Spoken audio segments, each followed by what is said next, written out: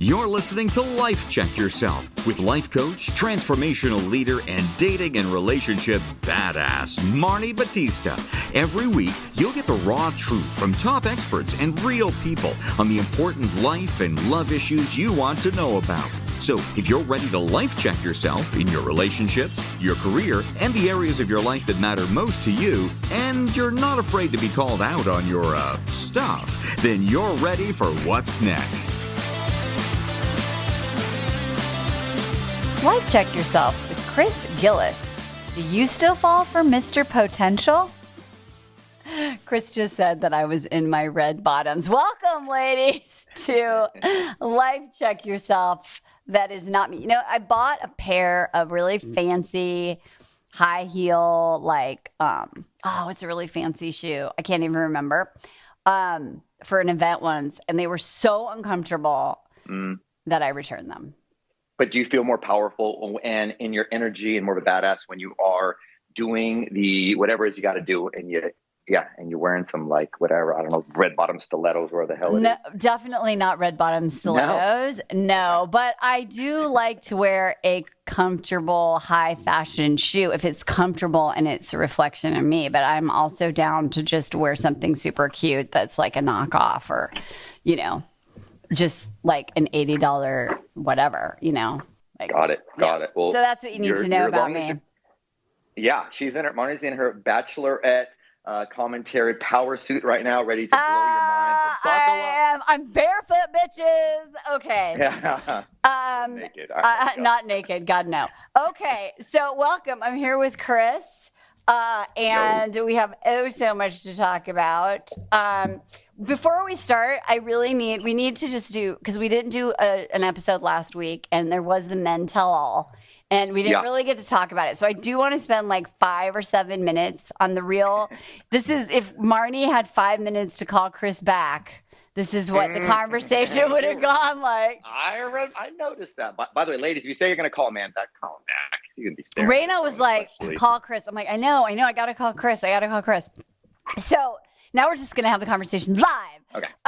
So before because I think the Men Tell All is just interesting in juxtaposition to the show the other night, which was really talking about, and this is like, if you don't watch the show at all, ladies, you really need to hear this, because we are talking about the guy with potential or the guy who's into you, and why the freaking hell do you always pick the guy with potential? So whatever you are, I would stay tuned because you need to learn about that.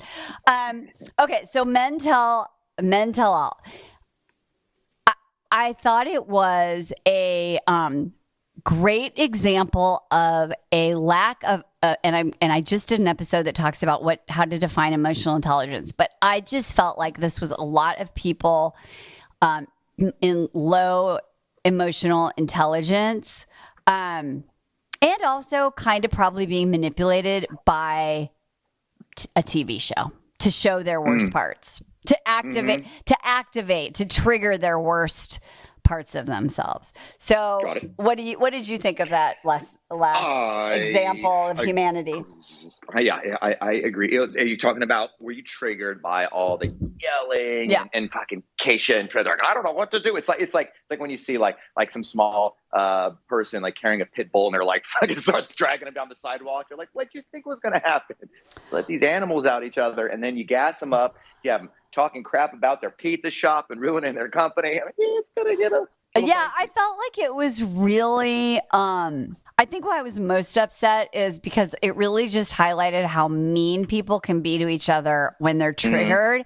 And I think in terms of like life and relationships, whether it's friends or family or significant others or even colleagues or whatever it is, when we get like highly, highly activated, especially when it's something that is one of our core values, like one of our core values is getting triggered.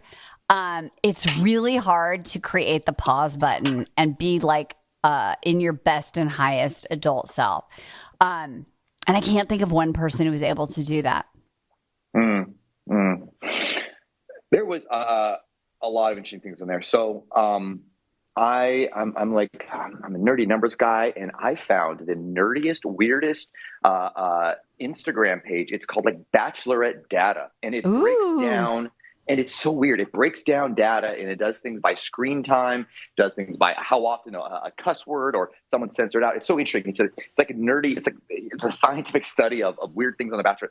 And something really stuck out with me, and we've spoken about, I think it's good for, I think it's going to lend into the rest of this podcast, is how easy it is for us to give our attention away, which is our energy, to the problems in the room, while ignoring the seemingly the things that just fit naturally and feel good. And I saw that with the number. I was like, wow, that's right. It was a number of the breakdown of airtime. Who got the most airtime on that? On that. Oh my gosh! And so, who got the most airtime? It was Jafar Jamie. It was the evil guy who wouldn't. They just wanted to get an apology out of him, and they were doing everything. And he'd sit there with his wicked little smile and would dismissing and twist everyone's words. And I know I've been in relationships like that, and I know I've also been that asshole too, who just won't say it, and I suck up and waste women's time as well.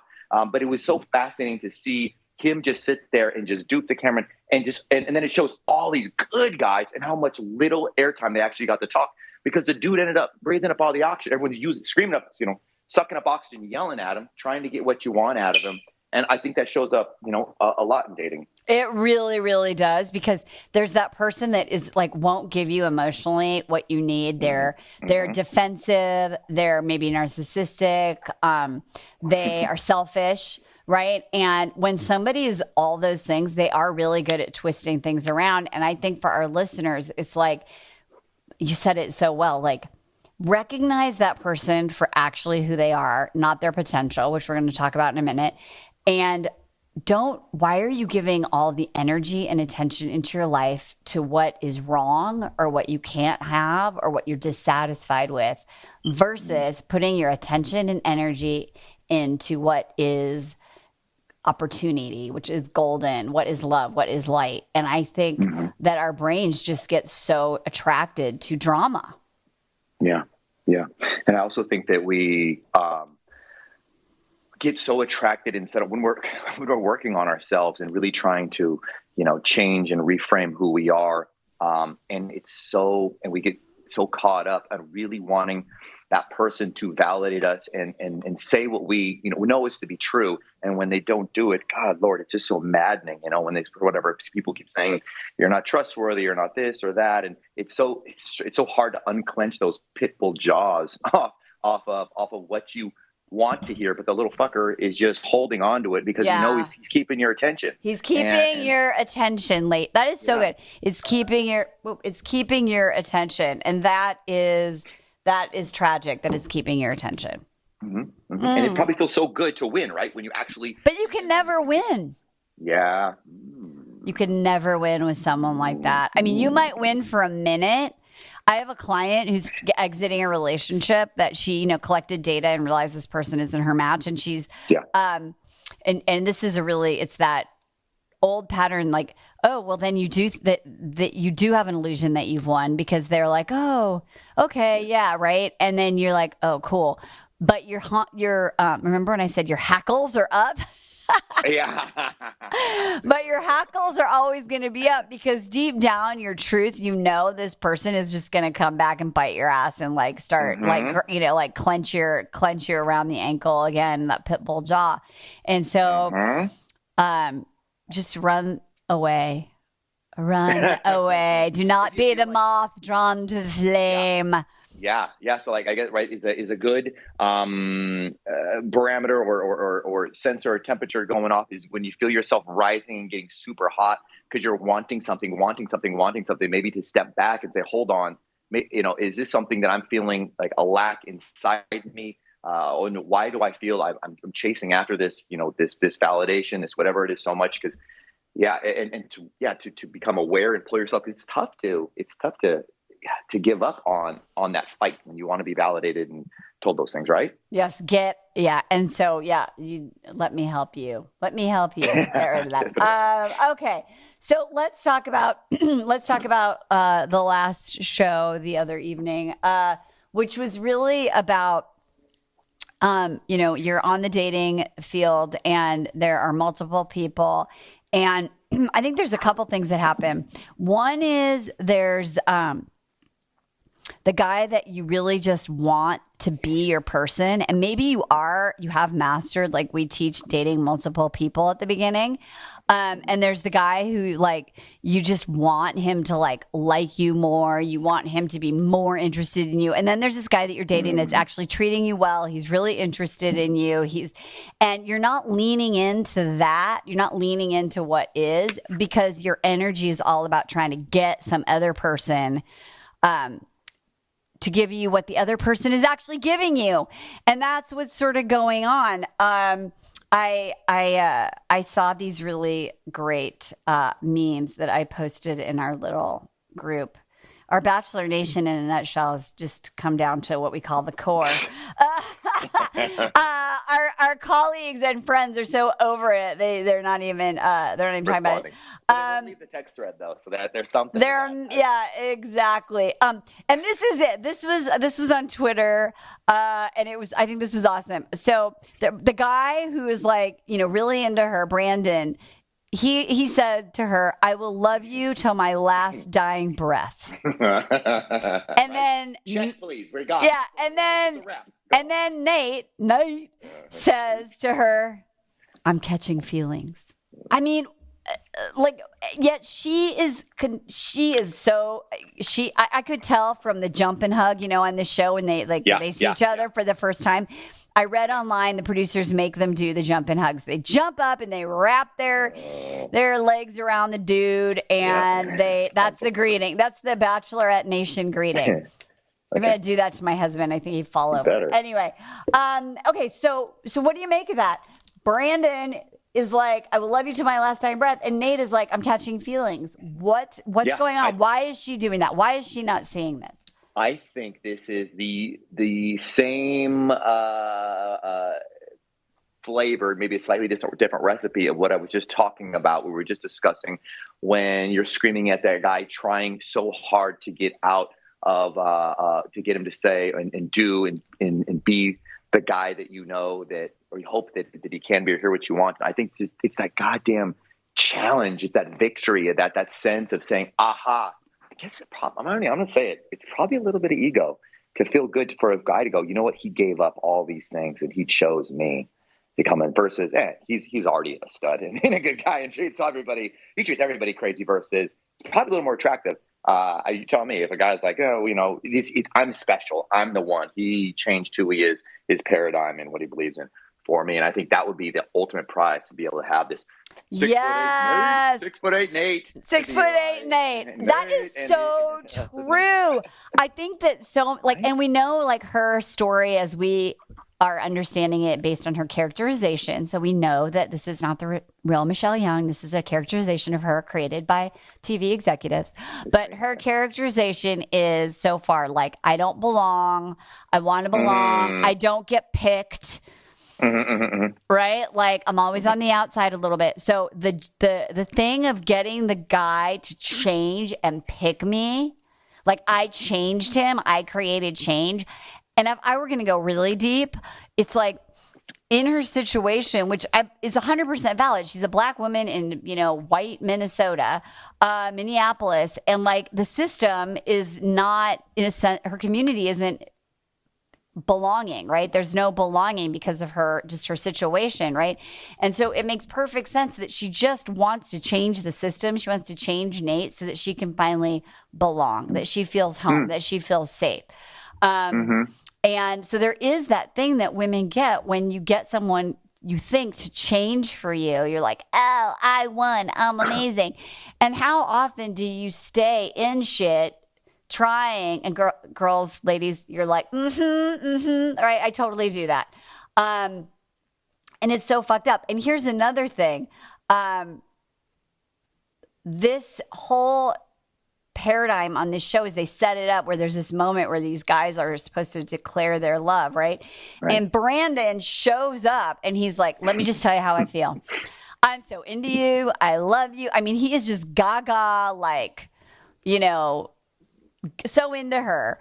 And he is telling her how he feels. And I felt her energy to me was like, oh, it hurts.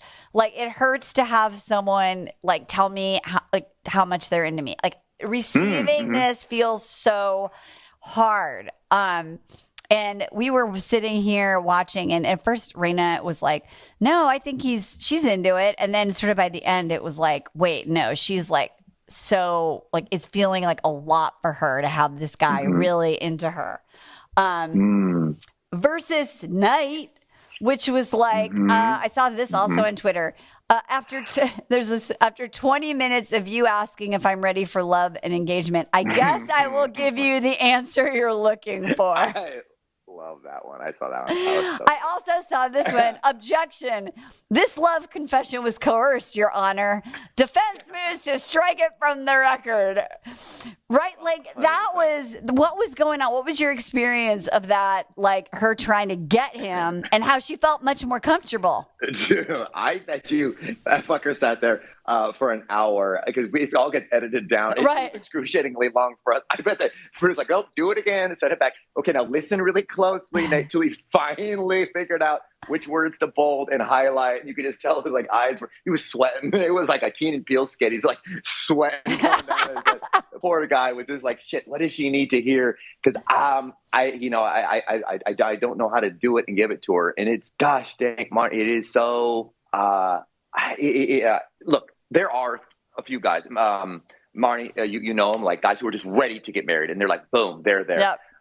It's scary though. I think from almost everybody, guys and girls are like, yeah, this is this, and on their wedding day, they're shaking and whatnot. But like, there are a few days, like I got a friend, Matt Boggs is one of the only guys I know. He's like, boom, I can't wait. He's like, this is my Super Bowl. I can't wait to get married. I'm on the, extreme spectrum, and a lot of people lie, somewhere in the middle. But I think Nayte is more normal, as most guys. And, not that I don't think bad guy. I just think that, he's, like I said, he's not ready to take. But wait, I don't think he's a bad guy, Chris, but he's 27 years old and he's never had a girlfriend. He's never had a girlfriend at all? No. Right, that's impressive. Reality Raina, if you can hear me, correct me if I'm wrong. But I really think he has never had a girlfriend. Okay. And that to me is like, here's the thing. We're talking for the context of this situation. You got to marry someone in like 6 weeks. So in reality, if someone didn't have a girlfriend and they were 27, I would just say, like, be cautiously optimistic. Like, find out what's going on. Are they working on that? Are they looking at that? Are they looking at their patterns? We also know, and this is why you have to collect data. We also know there's a pattern in this guy's family of never talking about feelings. Okay? Massive. Marni, he didn't tell his stepdad, who he loves, that he loved him for the first time until on national television. So, and I that kind of hit me over the head. I was like, man, so this poor guy, so I think he does deserve some grace. Yeah. However, with that said, that doesn't necessarily mean, maybe he's just, like I said, he's just not quite ready. He needs more time and he's not ready. And it looks like his family's going to shit on him more from the previews that I see that, tell him, that it's a bad idea. And I think even Michelle's mom chimes in there. Whereas we got the opposite. We got freaking love boy Brandon beating everybody to the punch, including Michelle. Remember, he chose him in the hot tub and he's like, oh, can I, he said, can you leave Michelle? I need to talk to your parents, and asked if he can marry her. Like, he's right away. He's so really into her. But what I love about it, it's scary though, right? It's super scary, but like, I just really think like that's what it's like. I think when a guy is really into you, and all the country music describes it this way. Right, when you're in, what I think, and you can tell me this is true, when you're a dude and you're like really falling in love with someone, you're almost like, I cannot believe this is me. Like, I am so into, I am doing shit I never would have done. Like, I'm, I care about that my apartment is clean. I'm like choosing to hang out with you rather than watch football. I'm who am I? Right. Yeah. And I think Brandon is just like, he's just like, I want that. Yes. And I think that, again, I think Nayte is at the beginning of his spiritual journey of awakening. And I just don't know if you want to marry the guy who is the project. And I think this is, my intuition. This is just all my intuition. So. Okay. I disagree a little bit. I agree with 100% what you're saying. And I think that's, the truth is, it lies in there. You said, and this is true, ladies. When the guy is, you're his girl, and when he when he just is like, bam, something's going on inside. Exactly. Everything changes. He starts acting different and making different, there's different rules and exceptions for you and to be with you. But what, and this is why, like, I want to make sure that I guess have some, I don't know, not even compassion, but just have, just look at it with an honest lens. Nayte doing these things by saying that I am falling in love with you, or even whatever shitty version, catching feelings. That is huge. He's never told any. No, like, I know it is huge. Been, it is girls and ditching them. So this is to him. Something tells me if fucking Brandon says he loves the grocery lady or the meat cutter at his store every day. And so that's cool, because that's who he is. He's so dang expressive. You even saw it on his family when he did the hometowns, and you saw it with Nayte's family. So I bet, it's like, man, yes, I think they're both turned up at giving maximum capacity, and the wheels are shaking. Exactly. And we're holding on to it. That's so true. Nayte's going, 5 miles an hour, and Brandon's going 200 miles an hour. So that is so true, because he is working really hard, and I just don't know if he has the capacity without the container of being forced in the show structure to maintain, to get to where she needs him to be an emotionally intelligent person. However, I think Michelle's a little emotionally unavailable as well. I think she's got it. Yeah, I think she's got to guard up. So of course she's attracted to the guy who also has like a little bit a guard up. And I say that all day long in my work, right? Like if you're a little bit emotionally unavailable, like look who you're attracted to and who you attract. And so I'm not surprised. Can you tell your, what things do you see, and that your listeners, or everyone listening here can to pinpoint, to say, maybe I am a little bit, because I think I said it's a hot take, because the internet seems to disagree. They think Michelle's the next best thing since sliced bread, and everybody else is, douchebag or whatnot, and trying to catch up, not worthy to be in her presence. But I also see, I don't know. I don't want to say called pink. I don't think they're flags or whatnot, but I also do.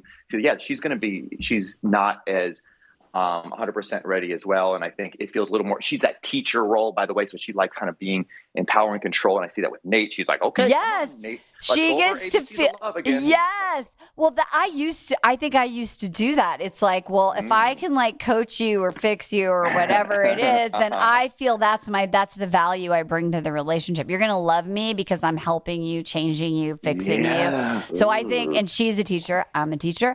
But I think that's a really important thing. I think if you watch her ability or physicality of when someone is saying how much they care about you, how like it feels so uncomfortable. We don't know what's going on in her head. Is she going, is this real? Is this too good to be true? She says it's really scary. I think it's scary with Brandon. I think with Nayte, it feels less scary. The other thing is like, and I think this is a really important thing, because she did put the ding dang in the wing wang with all three guys, I believe, according to the way. Use that as foreplay with Jeremy when it's like time to get down. Yeah, exactly. No, but I think like when you're a little unavailable and you're with someone who's a little unavailable, and there's a lot of chemistry, and you want to keep it's about the physical connection. Right. And so like the sex is just like, whew, like that's the basis of the connection. Right. And so it can feel like really inflated. So after Nayte's sleepover, I mean, they were both just like, ramped up. And she had that with all of them, I think. But I think all of what? I think she had a good time. With all of them. Really? What is? You think he hooked up, made sweet coitus with all three of them? That's your guess? I do. Ooh, what does the rest of your tribe say? Do they agree with you, or I don't even think it was a question, because my husband was like, "How can you be the third guy and be like, wow, I'm gonna like sleep with a woman who probably slept with two other guys, like immediately?" Yeah. You didn't think she did? No. I think she's too, like you mentioned a second ago, too uptight, nervous, too not ready, too afraid of being hurt. I suppose. Yeah, too afraid of being hurt, and that it'll giving her, it's opening up her body. I think it's too much. I think they all got like dry hand jobs and nothing more, nothing less. You don't think she slept with Nayte? I don't, dude. I don't.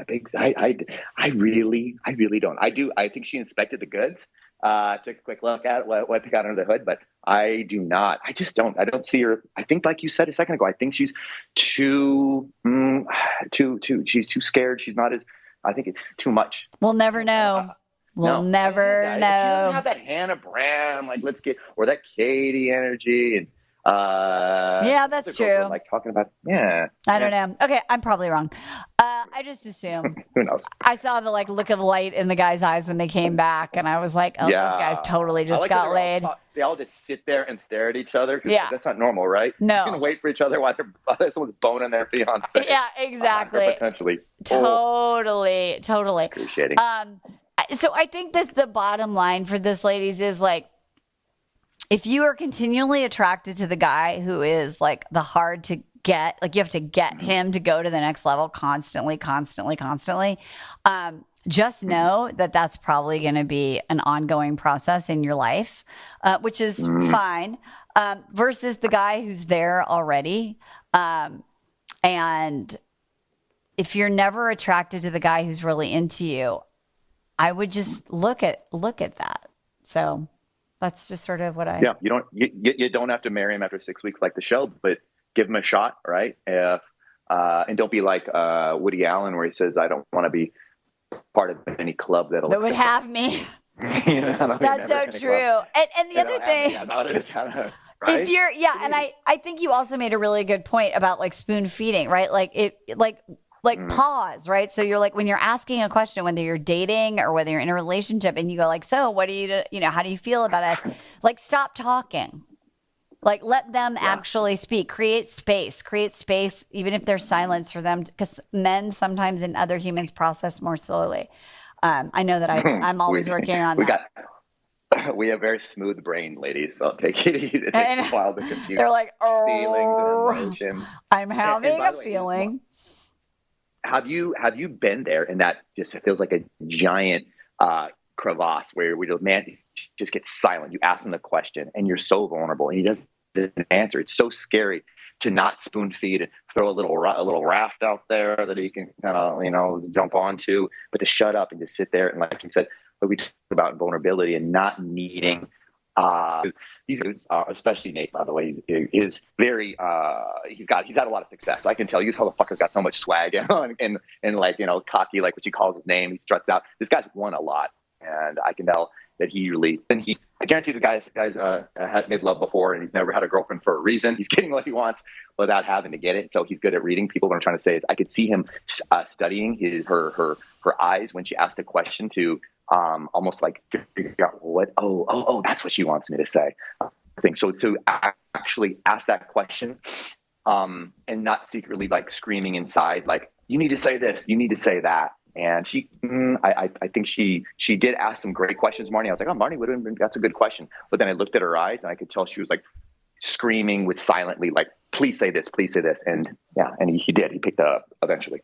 I am going to say my vote is that they will break up in, do you think 3 months, 6 months, 9 months, a year? I mean, she's obviously picking Nayte. I mean, there's no way she's not. That's your, really? I think, gosh, I don't know yet, Marni. That's so cool. That's so interesting. Yeah, you think that she's shocked? In the preview, when she says, I can't believe I'm doing this, or why am I doing this? Mm-hmm. Do you remember that moment they show her? Yeah. I think it's because she just broke up with Brandon, and he walks away, and he's super. I love that Brandon's like so not about him. He's like, "I just want you to be happy, and if like it's not me, I know you're going to be happy. I hope it's with me, but if it's not, I'm like, I got you." So I think she breaks up with him at the altar in the little situation they do. And then he's like cool about it. And like he walks away. And then that scene is from her going, "I can't believe I just did this." Wow. Okay. I like it. I think you could be right. Is America, well, first of all, first question. Do you think it was that ran during the road race, stopped and took her. Do you think she already had her mind made up that she was going to choose him, or do you think he did throw a Hail Mary and got her to choose him over the good old hometown Joe? I think she just never was really into hometown Joe. Twitter says it's like payback because he ghosted her in the DMs. I just think that's a long, cruel payback. I know that is a really on TV. Yeah, I think that's probably not real. But I just think Joe is another nice guy. I just don't think she's into nice guys. Yeah, one of our listeners on the podcast DM'd me, and she told me she ran into Joe at a bar. And he was just exactly the same way, quiet, polite, humble, very shy as well. When she saw him at a bar as well. So, do you think that is he shy or is he boring? I don't think he's boring at all. I think we didn't get to see a lot of it on the date. Like, I think, first of all, the show favors the loud, outgoing extrovert. Sure. I think he talks about I'm an introvert. I mean, he might be an ambivert, but he has having fun on those dates. I think he's just a guy who feels comfortable, probably not in a huge setting, probably doesn't feel comfortable with cameras. Maybe he's not a performer. He's an athlete. He's a realtor. He's probably better in small groups and one-on-one. So I think Joe's probably an amazing guy, and I'm married to someone who's a little more reserved, but when you get to know him or in the right situation, he's freaking funny and super generous and talkative and outgoing. He's just not going to be that guy who's I want to be around 100 people and let's party, woohoo. So I think that she was never really into Joe. I just think the whole time she's wanted to get with Nayte. I think Nayte is the best version of all the unavailable guys that she was interested in. She sent them home, but Nayte held his shit together because I think he was a smitten kitten and he behaved, and I just think he's trying really hard to not be that player guy. And so I do applaud him for his efforts. And so before we end, God, it goes so fast. His gamesmanship. His gamesmanship is excellent. He doesn't misstep. He doesn't do like Martin does and say shit before right context. And he does seem to be, like I said, he's very high emotionally intelligent, and you can tell the man's successful for a reason. And I could tell that she was like, let's see if he screws up. But then, of course, she kind of gave him a lot of softballs, big old meatballs right down the middle and slow him. And he just knocked him out of the park. Yeah, he was like, yep, I do love you. I'm catching feelings. Okay. So last thing before we go, just because I like to predict, we should look back at all our predictions because I don't even remember what I say half the time. But do you think they're going to, if she picks Nayte, do you think 3 months, 6 months, 9 months, a year, they're together forever? Okay, if she picks Nayte, God, I'm really disappointed on the Bachelor success rate. There's way more failures, right? Yes. For sure. Golly, I'm going to say they let within 6 months, 3 to 6 months, that some simple little they let some simple little thing get in the way and they blame it on that. They say it'll be like distance or this and that, even though your prediction is Michelle's no longer going to be a teacher, right? She's going to be selling Fit Fab and doing circuits or running a nonprofit or something like that because they have visions that they're going to change. Oh no, wait, is that vision? No, that was with Jill that they're going to change the world. But whoever she's going to be with, she's destined on putting her stamp on. I think she's going to go for Fit Fab Fun Life. I think Tayshia was talking about in her earlier dates about wanting to make an impact and being a lawyer and doing all this shit, and her and Zach changing the world. And they're not together anymore.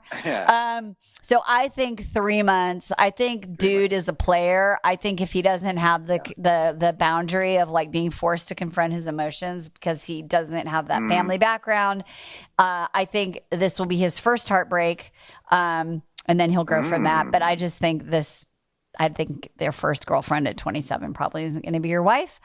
So I think that's going down the road. Also, before we go, I just would like to celebrate one thing.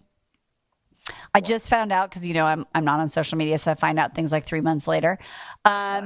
Like, I found out the guy from the drummer from the Rolling Stones died like 4 months after. So I just found out that this is our final episodes with Tayshia and Caitlin, that they have been replaced. Woohoo!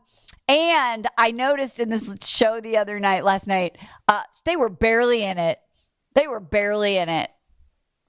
Yeah, that's right. They were like brought out in their little Christmas tree, decoration dresses, and then they like went away. Yeah, I think America don't like them. Okay. So I think they're gone. I'm celebrating that. I'm super, super excited about that. I also did some reading that said that this is and did I say this last week? I can't remember. The lowest rated Bachelor franchise show in history. Really? Yeah, lowest ever. They don't know. There's lots of reasons, but they also did way so many episodes in one calendar year. So after this next situation with Colton, his name Colton, Clayton, whatever. I know. I'm like, whatever, bro. I watch it for you people. That there's going to be a big old break, and they're going to go back to when they used to have one Bachelor, one Bachelorette, and a Paradise. So, all right. So let's see what happens. Also read that Paradise, they think Paradise is not doing well, and that they're thinking. I think to me it's better, but change the format of the main show. That's same. Yeah. All right, a couple and final thoughts on mine. I think there is. Okay, I'm going to be disappointed if she chooses Nayte, just because she's been kind of full of shit as far as saying what she wants, and she's not really showing up as this. And she comes across as she's got it all figured out and answers, and it's going to show that her naivety, and she's not as, I guess, ready for or emotionally. I think Nate's the easy way out. It's going to force her to kind of catch up with him with Brandon, because he's so into it. So I'm going to be disappointed if she uses Nayte. I think there is I'm going to go 70% Nayte, 30% Brandon. You sound like you think there's no way. I think there is no way. I do think when she breaks up with Nayte, maybe she would get back. She would date Brandon after. Okay. How is America going to respond? Are they going to be like, yeah, she's a queen, let her do what she wants? Or are people be like, what in the world are you doing, lady? That was. I think this will be the toppling and demise of Queen Michelle, because I think she's going to choose Nayte, and I think based on Twitter and people being like, what the hell was that they're going to feel like the queen let them down. So okay, got it. One other thing, so you mentioned show formats. I put a plug into Reality Reign, your daughter, to try to, and I've been plugging it. The format, a dating show of Are You the One, is so incredibly fun and crazy and chaotic. But I don't know if these people are they're such good hardcore archetypes, if it would frustrate you. So I would love for you to. I tried to watch one episode. I didn't like it. I need to. It felt a little, I don't know, but they go so fast. I know, but you know what what I like about what's missing. What's missing is I like the demographic of the and I feel like the people on The Bachelor are more versions of people we know and would hang out with, and are more like my listeners. Oh, okay. A little bit and I'm not saying this in a judgment. I'm just being database based on my very limited, a little bit more educated, a little bit more professional on not punching holes through the wall. Yeah, on The Bachelorette, on the Bachelor franchise, they're a little bit more educated and a little bit more professional. And so to me, that makes it a little bit more relatable. Okay. It's fun TV though. I totally get that. So I'm still looking for my next, but I would be willing to do an experiment with you. Maybe our listeners can vote. Let us know. Let us know. Go on Netflix season 3 or 4. Let us know if it's fire. No, that's not what I wanted them to let us know. I wanted to let them know about. Let us know. Do it. Maybe we do an experiment and do recaps of the next Love Island.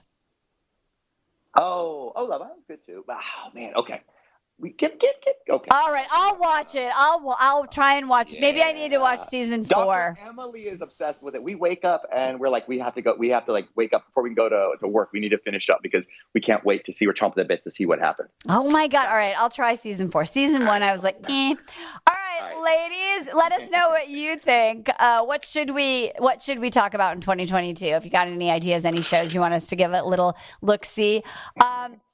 We will be covering the finale next time. Also, Chris, I want to go over because we have like our notes from all the year. I'd like to also do a recap of the top things we learned about dating and relationship from the Bachelor franchise in 2021 as we head into 2022.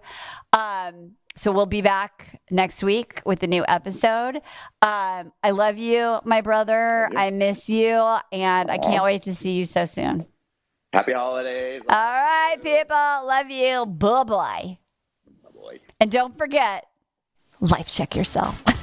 I got it. Bye-bye. Hey, thanks for tuning into today's show. So if being in an intimate relationship in which you feel 100% seen, heard, and accepted by a high caliber man is a priority for you right now, and you're interested in seeing if you're a fit for working with me and my team at Dating with Dignity, here's what I want you to do. Just head over to DWD VIP, that's D as in dating, W, D as in dating, VIP.com, and book a call to speak with my team. We'll get on the phone with you for about 60 minutes and you'll get crystal clear on what's stopping you from finding true love right now. We'll also take a look at what you want to create, what you want your whole life to look like when you're able to finally be fully expressed as a woman in a healthy relationship with an incredible guy. And if we can help you get from where you are right now to where you want to be, we will show you the fastest path possible that makes sense for you to do that. We help smart, successful women all over the world solve this one missing piece in their life so they can finally have it all. So to see if we can help you do the same thing, head over to DWDVIP.com. I'm Marni Batista, and let's talk soon.